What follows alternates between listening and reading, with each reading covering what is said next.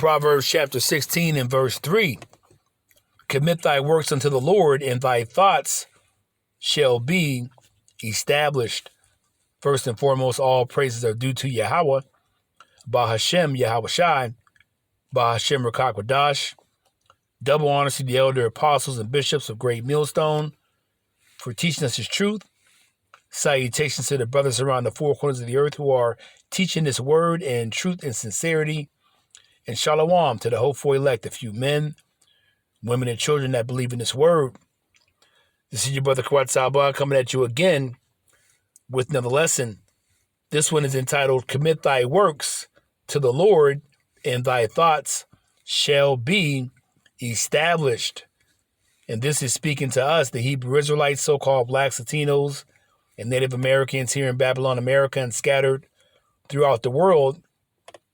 Those of us who have come back in faith, in the belief in Yahweh Shai, that he was here, he died, he was resurrected. He's on the right-hand side of the Father, and he is indeed coming back again on the day of the Lord, on Judgment Day. So we are to commit our works unto the Lord, our ways, everything we can. Some of the works include what? Praying without ceasing, standing in righteousness, rehearsing the righteous acts. For the men of the Lord is going out on the highways and byways, if you have the faith and courage to do so, as well as what? Teaching others via lessons. So whatever you can do to contribute to this ministry, do so. Commit thy works unto the Lord, and thy thoughts, thy ways, all right, shall be established. Let's get a definition of that word thoughts real quick.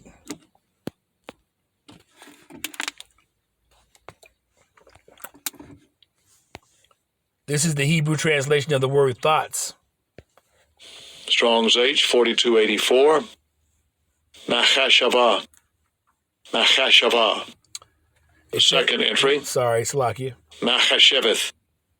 Machasheveth.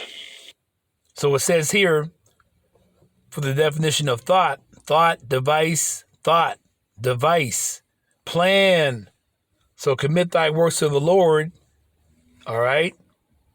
And thy thoughts, thy plans, says here purpose, invention. So if we commit our works unto the Lord, our purpose begins to be revealed. Our plan begins to be revealed, okay? The plans will formulate through the Rakakwadash, the Holy Spirit. Once we commit ourselves to the works, everything will be planned, will come out accordingly, will work for our benefit. The Lord will give us purpose as long as we commit ourselves to the works to the best of our ability, standing in righteousness, all right? Doing our best to make our calling and election sure. So what's the process? Says here, let's see what else we have. Let's go a little deeper in this. It says here to think, plan, esteem, calculate. It says here to think, account. To think upon, consider, be mindful of. So what's doing these works in whatever capacity? If you're a woman, you're shamefaced. You support your husband. You do your best to stand in righteousness to the best of your ability. And everything will be worked out for you, okay? Your thoughts, your ways, everything will be planned out once you commit your works to the Lord, Yahweh and Yahweh Shai. Says here to think upon, consider, be mindful of, all right? To think, to do, devise, plan. So basically what it's saying is we commit our works by what we do in this ministry. If we do that, commit our works to the Lord, everything else will be established for us. Our thoughts, our ways, everything will be planned out. The purpose and what we're doing will be planned out once we commit ourselves to the Lord. So let's go back here. Okay, let's read this again. Proverbs 16 and 3. Commit thy works unto the Lord, and thy thoughts shall be established. Let's read that in the NLT. Commit your actions to the Lord, and your plans will succeed. So once we commit ourselves to the Lord, all the things that we do will succeed according to in line with the Holy Spirit, the Ruach HaKodesh. Let's go to Psalms chapter 37. Let's read verse 3. And it says here, trust in the Lord and do good, so shalt thou dwell in the land, and verily thou shalt be fed. So the elect of the Lord, the remnant, those who have come back to the faith, all right, to the best of our ability, those who believe in Yahushua, those who believe in the upcoming kingdom in which Yahushua will be the ruler, we're going to trust in the Lord and do good because we want to dwell in the land. We want to be beamed up on the day of the Lord in the spaceship and be saved out of the destruction of Babylon, America, and dwell in the land of Israel, our land. Not those small hats who are there now. That's not their land. So we want to be part of the kingdom and be joint heirs with Yahushua in the kingdom. So we're going to trust in the Lord. And if you trust in the Lord, you're going to commit your works unto the Lord. You're going to do your best to make your calling and election sure by standing in righteousness, by separating yourself, by being holy like he is holy. Let's read Psalms 37 and verse 4. The NLT. Take delight in the Lord, and he will give you your heart's desires. And those of us who are part of the hopeful elect, our heart's desire is to what? To be in the kingdom, to watch Babylon, America burn, because we hate this place.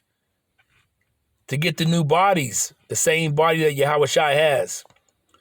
Let's read verse 5, the NLT. Commit everything you do to the Lord. Trust him, and he will help you. He will guide you. Everything will be planned out for you once you make that commitment, in truthfulness and sincerity. Let's read verse 6, the KJV.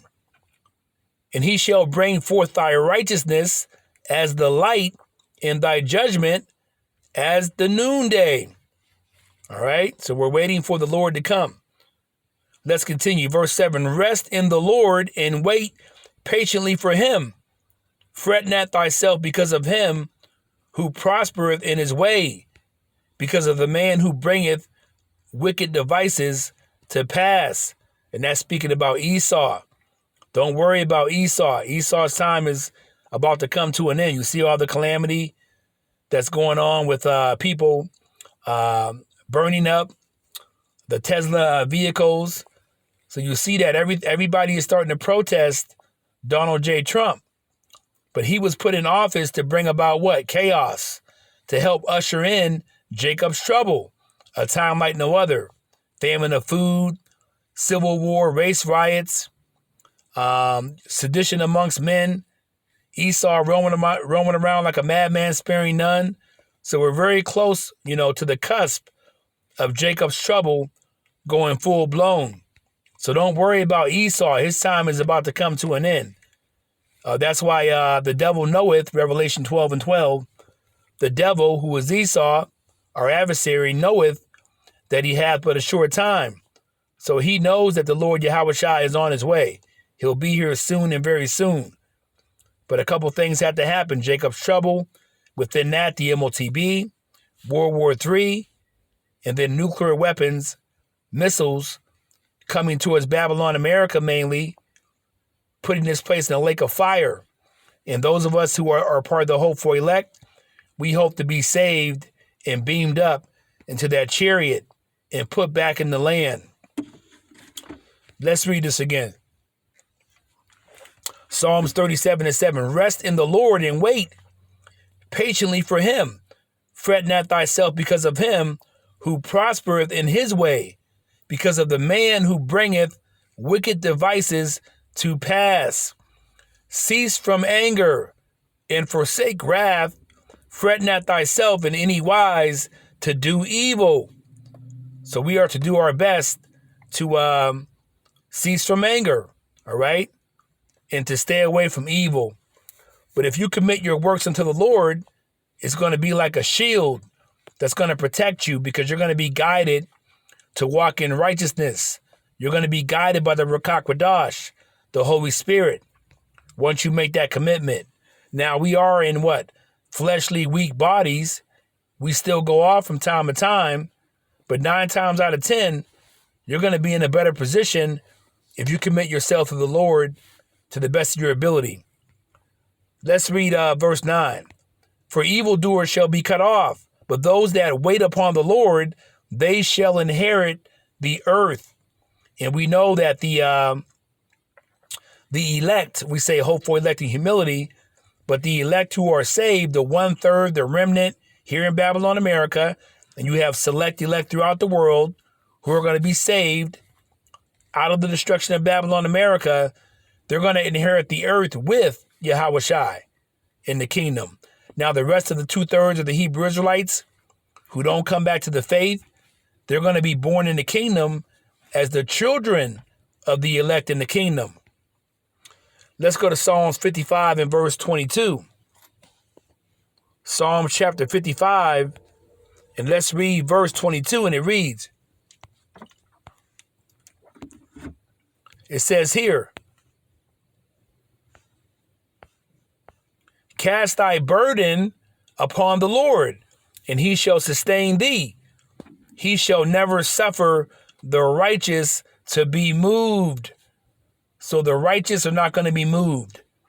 The righteous are not going to take that MOTB, that C-hip in Revelation 13 and verse 16. Let's go to Matthew 6 and verse 33. We'll finish up with a couple more scripts and be done. Matthew chapter 6 and verse 33, and it reads, says here, as soon as I can get it, Matthew 6 and 33. But seek ye first the kingdom of Yahweh and his righteousness, and all these things shall be added unto you. Let's read Matthew 6 and verse 33, the NLT. Seek the kingdom of Yahweh above all else. Okay? Commit thy works unto the Lord.